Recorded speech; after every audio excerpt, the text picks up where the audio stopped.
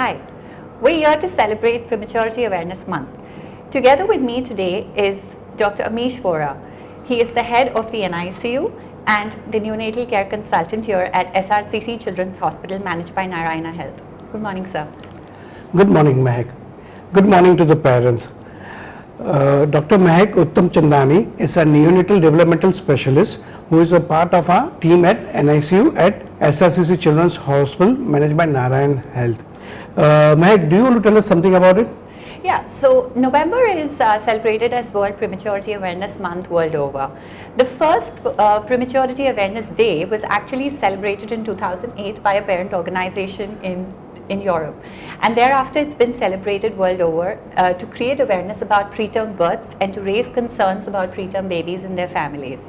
So on 16th of November, which is today, we are celebrating World Prematurity Day at SRCC Children's Hospital managed by Narayana Health. What we have done here is, we have called all our babies who are NICU graduates to come and meet us. We are calling it Kal, Aaj or Kal, which is what happened to babies when they were with us, how the babies are doing now, and what will happen in before. On this day, we are looking at the parents. We have invited few of the parents to come and speak to us. They'll tell us about their experience at our NICU. At the same time, there will be a small talk by me on which we'll be telling them about what to expect in the future. Also, Mahek, you will be speaking about the development of this child, and our sister Elizabeth will be speaking about what to expect when the child is growing and how to feed them, and the nutrition requirement of the child. So this is what we are going to do at SRCC Children's Hospital in NICU. Right. So Mahek, so tell us a little bit about what is preterm birth or what is prematurity. So preterm birth, as per WHO, the preterm births are classified as anybody born at less than 37 weeks. Normally the babies are born at 40 weeks, as we say 9 months plus. So anybody born before that is called as a preterm birth. The preterm births are made up of 3 types. One is called 37 to 32 weeks, which are early preterm. Then is 28 to 32 weeks, which are moderate preterm, and those who are born before 28 weeks are called as extreme preterm. Right. Okay. And so how big is the prematurity problem in the Indian subcontinent? Do we see a lot of preterm babies? We do see a lot of prematurity babies. Worldwide, the prematurity, every year about 15 million kids are born as premature, and about 1/3 of them are born in India. So roughly about 3 to 4 millions we see every year. To put into perspective, in India, we see in a busy maternity home 1 in 10 children. Wow. So 1 in 10 children are born as prematurity, and their requirement is quite high. Right.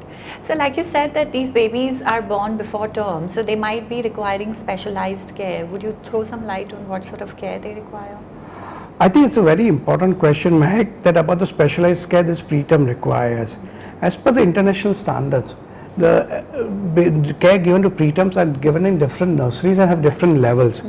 Normal babies are born in maternity home, require nurseries, and they are fine. Those who are born preterm between 32 to 37 weeks can be taken care of in level 1 NICU, where can be managed by the pediatricians with interest in newborns. For anybody born less than 32 weeks or less than 1500 grams, need a specialist neonatologist to take care of, and they should be in the level 3 NICU. Level 3 NICU is the place where they have all the medical subspecialty needed for the preterm babies, also have all the machines and equipments and imaging into CT, MRI. Those preterm babies who have surgical problems, they need level 4 care. In level 4 care, not only you have all the medical subspecialty, but you also have all the surgical subspecialty available, everything under one roof, so everything can be given at the same place, and they have a multidisciplinary meetings and grand rounds to discuss the child, and all the teams are involved. You'll be amazed that some of the preterm babies need nearly 10 to 12 teams of doctors to manage such babies. Right. So here at SRCC, what sort of NICUs do we have? I'm happy to say that SRCC is one of the level 4 NICU in Bombay. Right. Okay. That's amazing. So you said something about having a multidisciplinary team. Would you like to tell us a little bit more about who are these team members? Sure. So what happens is these babies are born preterm, and based on their prematurity, they might need extra support. Some of them will need breathing help. So based on the level, each ICUs are making sure that they give appropriate breathing help. So premature babies, some of them just require basic machinery, so each ICUs will have that, but some of the level 3, level 4 will have a higher machinery to help them. Right. So together with this machinery for the breathing, they also need to look at the heart. The heart will be looked at to make sure that the heart ultrasound, that if they need treatment, we can treat it. Right. Also, we need to make sure that the brain is functioning fine. To make sure we do the ultrasound of the brain. Right. So often you need the neonatologists who are specialists to do this ultrasounds, or you need radiologists who are specially trained in doing newborn ultrasounds. Right. Rarely these kids also need further imaging of the brain and a brain like MRI, and for that you need a whole team of anesthetists, you need a team of the neonatal neurologists and a neonatal neuroradiologist to look at the brain MRI and to help us to deal with it. This is one issue, but the other major issue is to make sure that even after the child recovers from the acute, that the child develops properly and the child keeps on growing. For this growth, we often have our pharmacy, our nurses helping us, and especially our developmental therapists helping us to make sure the child gets all the appropriate care. Mahek, you want to tell about what appropriate care we can give? Right. So, sir, like you rightly said, these children have come a little early, and now they have to complete their growth and development in an environment that is very different to the mother's womb.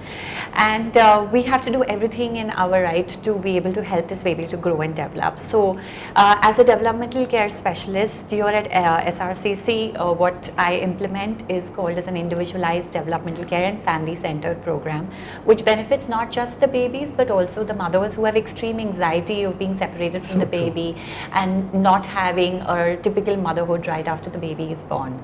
I work very closely with the families to help them to understand the baby's cues and to help them and work with them together so that they can practice caregiving on the baby, so that they are confident and competent at discharge to care for these fragile infants. Like you said, the nurses are the backbones of our unit. We generally have discussions, we have weekly meetings, we have trainings for the nursing staff so that they can implement developmental care appropriately. I'm very happy that after Mahek has joined us, what we often find is that this premature babies, not only because of all the tactile stimulation, proper stimulation of these babies by the mothers, by the fathers, appropriate positioning by the nurses as guided by the occupational therapists like Mahek and everything who are specialized in newborn, our babies are growing better, are developing better, and also we find that the mothers who are going home are feeding these babies on direct breastfeeds. Then not only we are giving them, we need to give them top up, but they are going home on breastfeed, which is the most important thing which we are finding. Yes, sir. So because we advocate the baby friendly idea so strongly, we have seen that we have had better breastfeeding rates at discharge due to developmental care bundles. Mike, what do you think of these babies after they go? So most babies do well, but we do know that the preterm population is at a greater risk of things like cerebral palsy or learning disabilities, and now even social emotional problems, ADHD and LD. So one of the most important things that we advocate and we recommend to families is they have timely follow-ups. We do have our high-risk OPD, so if you want to tell us a little bit about. So we have a high-risk OPD where a neonatologist like myself, occupational therapists like Dr. Mahek, and developmental specialists all sit together and look after this child as a team. We see this child at 1 month, 3 months, 6 months, 9 months, 12 months and 18 months, and then we individualize care and see what exactly this child needs. Not only the child needs the support of developmental, what they will need, also we need to make sure that these babies who are born prematurely, when we discharge them, we look at their eyes, by the eyes and their hearing, and to make sure that on follow-up also these kids are doing better.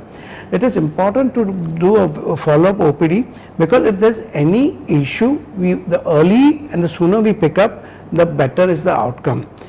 Just because these kids we pick up some problem does not mean that they are going to have major significant issue. Only 1 in 10 children who have some issue will end up to have some major issues.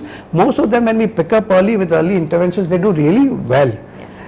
Yes, that is a very, very valid point you're making here, and that's the reason why we need to have intervention implemented as early as possible, and that is something that we work with and tell our families to do.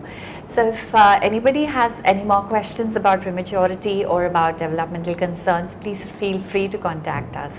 Thank you. Thank you, Mahek. Thank you. Thank you.